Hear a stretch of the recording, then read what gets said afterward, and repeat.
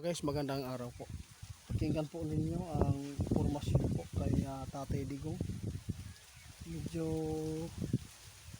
masama ang nakita ni ninyo, kaibigan.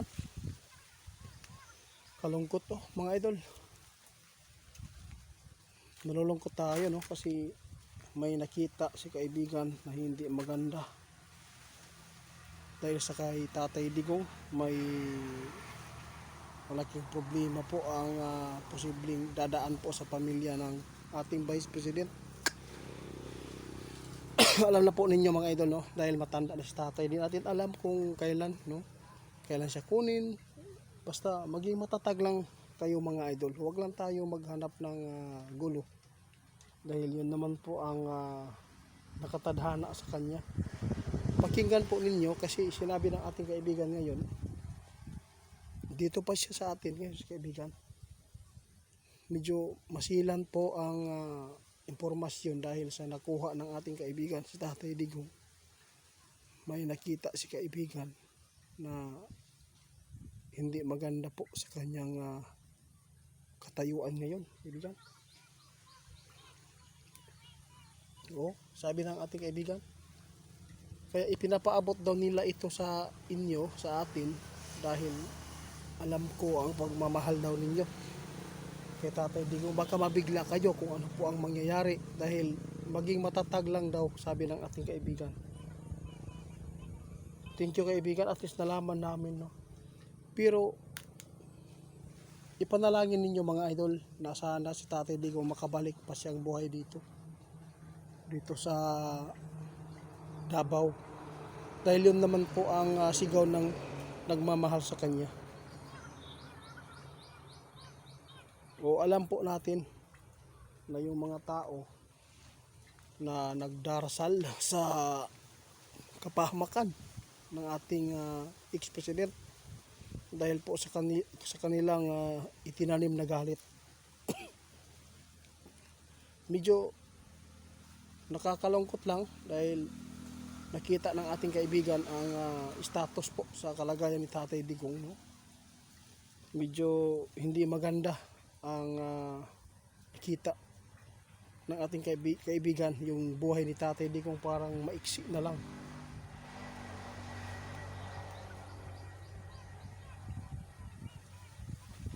Wala tayong magawa mga idol, dahil ang buhay ng tao ay pag-aari man ng Diyos.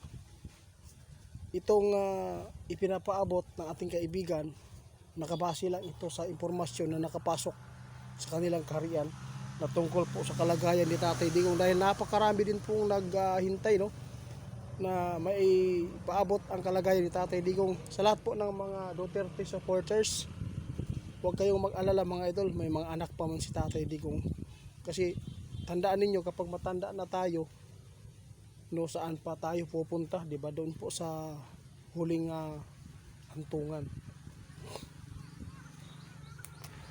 Nanawagan si kaibigan sa ngayon, maging matatag tayong lahat, masakit man, dahil nandyan po siya sa ibang bansa si Tatay Digong, nahirapan sa kanyang mga ginagawa noon para lang sa bansa natin, na hindi po mapapahamak ang mga inosente. Kaya ito, hindi rin natin maiwasan ang mga tao na nagagalit, dahil mga biktima din po ito. Siguro yung mga tao na mga gumagamit ng droga na ilista sa barangay, kaya naitanim po ang kanilang galit. Pero mabuti naman po ang kinalabasan nun, dahil yun, gusto ko lang ihayag kung ano man po ang nagawa.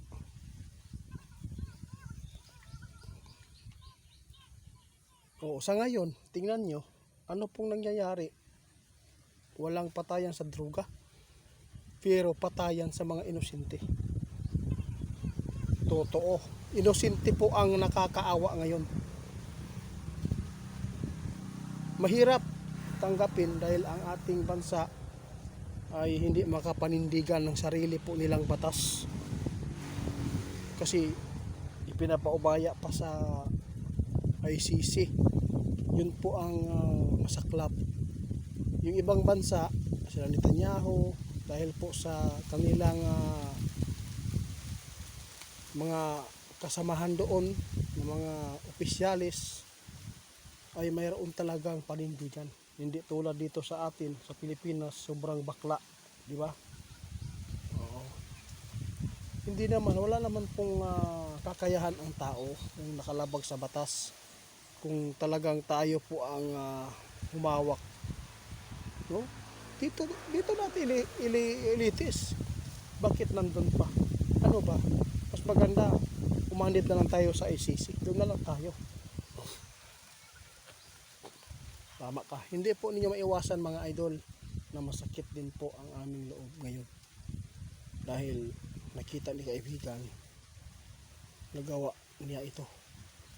Dahil sa mga tao na mga inosente na hindi po madadaanan po ng mga barong-badong tao o gumagamit ng droga.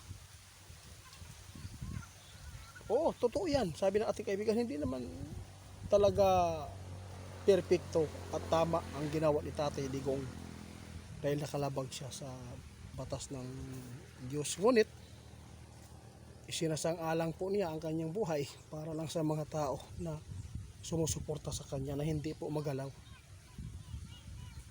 Wala tayong magawa kaibigan, basta yun po, at least na lang natin na ito po ngayon ang update ni Tatay Digong.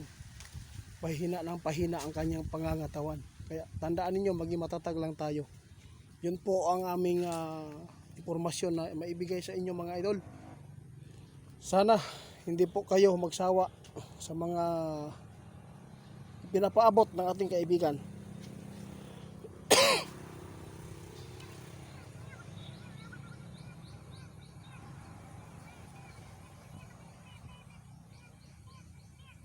Sige, salamat. Yun lang mga idol ha. Magandang hapon. Ito ang impormasyon ngayon na patungkol po kay Tatay Digong. Ipanalangin niyo na sana makabalik si Tatay Digong na buhay pa.